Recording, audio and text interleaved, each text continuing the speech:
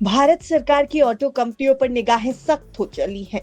एक तरफ फॉक्सवैगन भारत में टैक्स विवाद में उलझ गई, तो वहीं दूसरी तरफ दक्षिण कोरियाई ऑटोमोबाइल कंपनी किया पर भी टैक्स चोरी का आरोप लग गया।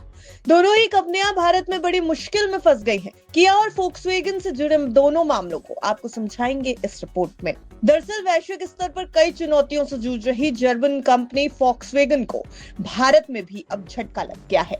कंपनी को जहां एक ओर बिक्री और मुनाफे की समस्याओं का सामना करना पड़ रहा है, वहीं दूसरी ओर चीनी कंपनियों से सस्ते ऑप्शंस की टक्कर और अमेरिकी सरकार की नई व्यापार नीतियों से भी मुश्किलें बढ़ रही हैं। अब भारत में Skoda auto Volkswagen India tax विवाद में उलझ गई। दक्षिण कोरियाई ऑटोमोबाइल कंपनी किया पर भी भारत में $155 मिलियन यानी लगभग 13.5 अरब रुपए की टैक्स चोरी का आरोप लगा है। हालांकि कंपनी ने इस आरोप को सिरे से नकार दिया है। यह मामला भारत में विदेशी कार निर्माताओं और सरकार के बीच बढ़ते विवादों की एक और कड़ी बन गया। फॉक्सवैगन की बात करें तो कंपनी को अपने कार पार्ट्स के लिए कथित इंपोर्ट टैक्स चोरी को लेकर भारत सरकार के साथ $1.4 बिलियन के कर विवाद का यानी टैक्स विवाद का सामना करना पड़ रहा है। हालांकि कंपनी ने दावा किया है कि उसने इंपोर्ट नियमों का पालन किया है। फॉक्सवैगन इंडिया ने अलग अलग कलपुर्जों के रूप में कारों के इंपोर्ट से संबंधित सीमा शुल्क धोखाधड़ी मामले में 11,000 करोड़ रुपए का कारण बताओ नोटिस के खिलाफ बॉम्बे हाईकोर्ट में अपील की है। आपको बता दें कि सीमा शुल्क धोखाधड़ी उन कारों पर लागू होती है जिन्हें सीकेडी यूनिट के तौर पर देश में लाया जाता है।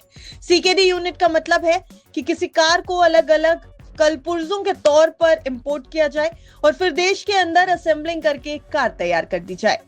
किया पर भी कुछ ऐसा ही आरोप लगा। किया पर $155 मिलियन यानी करीब 13 अरब से ज्यादा की टैक्स चोरी का आरोप है। भारतीय टैक्स अधिकारियों का कहना है कि कंपनी ने अपने लग्जरी कार्निवाल मिनी वैन के लिए इंपोर्ट किए गए कंपोनेंट्स को गलत तरीके से क्लासिफाई किया, जिससे कंपनी ने कम टैक्स चुकाया। अधिकारियों के मुताबिक किया ने सीकेडी यानी कंप्लीटली नॉक डाउन पार्ट्स को अलग अलग खेप में मंगवाया, जिससे हाई कस्टम ड्यूटी से बचा जा सके। सीकेडी फॉर्म में इंपोर्ट की गई गाड़ियों पर वैसे तो 30 से 35% का टैक्स लगता है, लेकिन किया ने इस तरह से इंपोर्ट किया कि उन पर केवल 10 से 15% का टैक्स कंपनी को देना पड़े। स्कोडा ऑटो फॉक्सवैगन इंडिया ने कहा कि वो कारण बताओ नोटिस को लेकर सभी उपलब्ध कानूनी विकल्पों का इस्तेमाल कर रही है। इसके साथ ही कंपनी ने यह भी कहा कि वो इस मामले में टैक्स अधिकारियों का भी पूरा सहयोग कर रही है।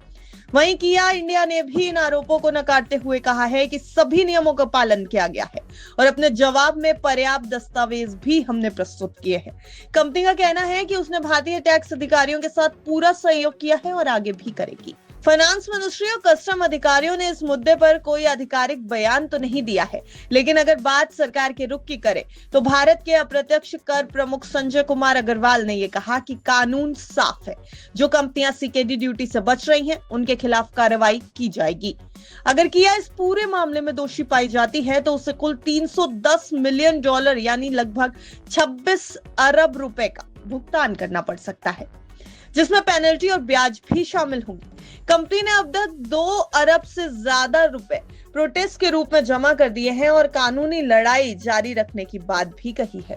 वैसे फॉक्सवैगन की बात करें और किया की बात करें तो दोनों के मार्केट शेयर पर भी इस समय नजर डालना बेहद जरूरी है। फॉक्सवैगन की भारतीय बाजार में हिस्सेदारी 2% से भी कम है, लेकिन कंपनी नए मॉडल लॉन्च करके और आने वाले सालों में निवेश बढ़ाकर अपने कारोबार का विस्तार करने की योजना बना रही है। वहीं दूसरी तरफ दक्षिण कोरियाई किया ने भारतीय ऑटोमोबाइल बाजार में तेजी से ग्रोथ दिखाई है।